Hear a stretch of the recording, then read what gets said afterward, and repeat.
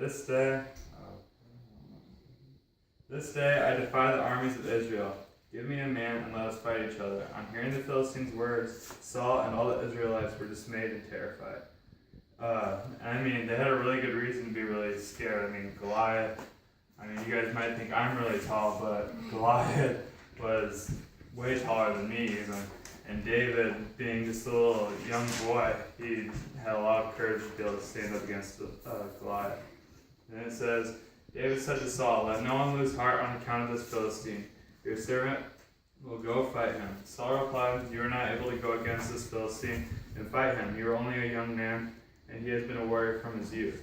So Saul, the king, actually wasn't even going to let David go and fight against Goliath at first because he didn't feel like he had any chance of being able to defeat him. He just thought that if he went out there, it would just be Goliath would tear him apart, basically. He had no chance.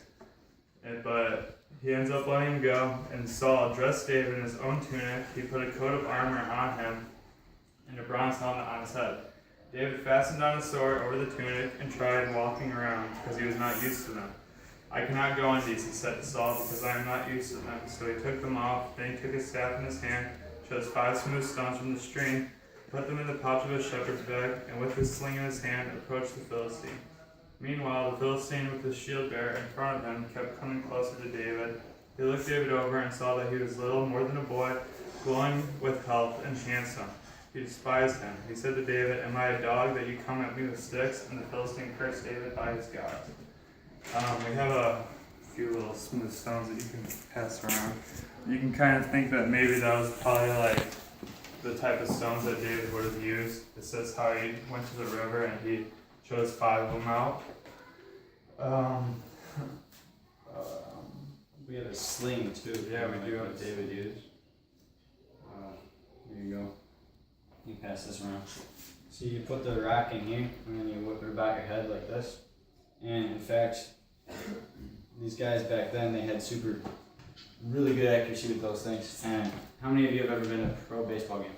Me. Yeah? Well, you know how fast the pitcher throws the baseball?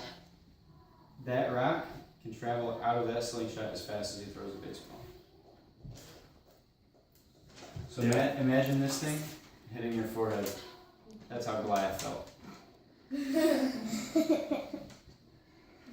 So it says, as the Philistine moved closer to attack him, David ran quickly toward the battle line to meet him. Reaching into his bag and take out a stone, he slung it and struck the Philistine on the forehead. The stone sank into his forehead and he fell face down on the ground.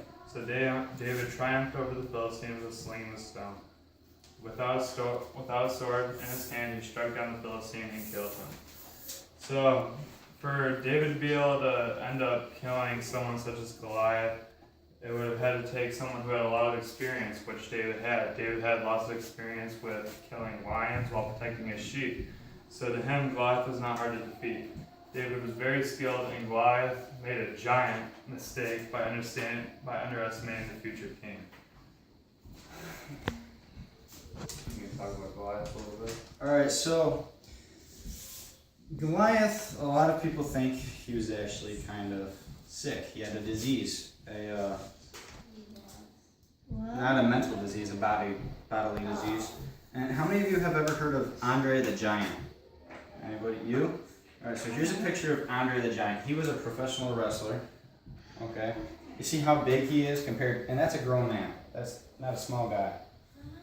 See how big he is? What? The big one's out there. He's not a giant.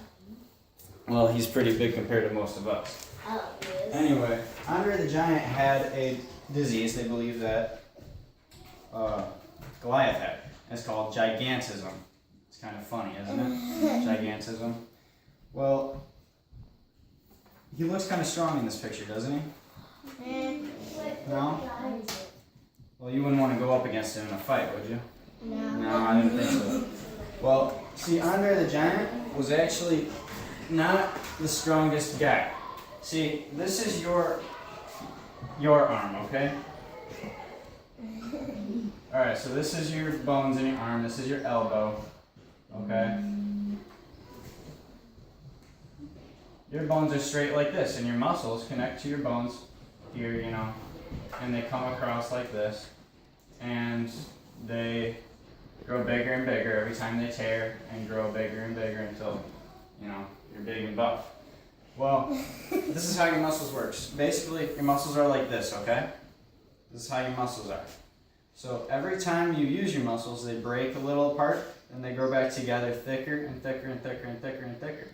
Well, not the same thing happens when you have gigantism. When you have gigantism, your muscles grow kind of inward. They bend in towards your body. That's my person.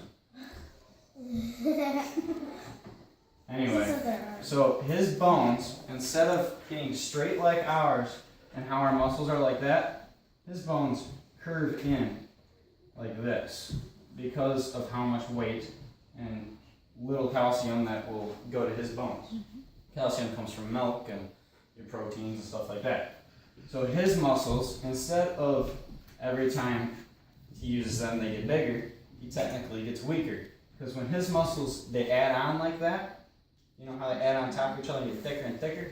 His get thicker inwards. So his muscles come like this and get closer to the bone, ruining the structure of his bone and making him really weak.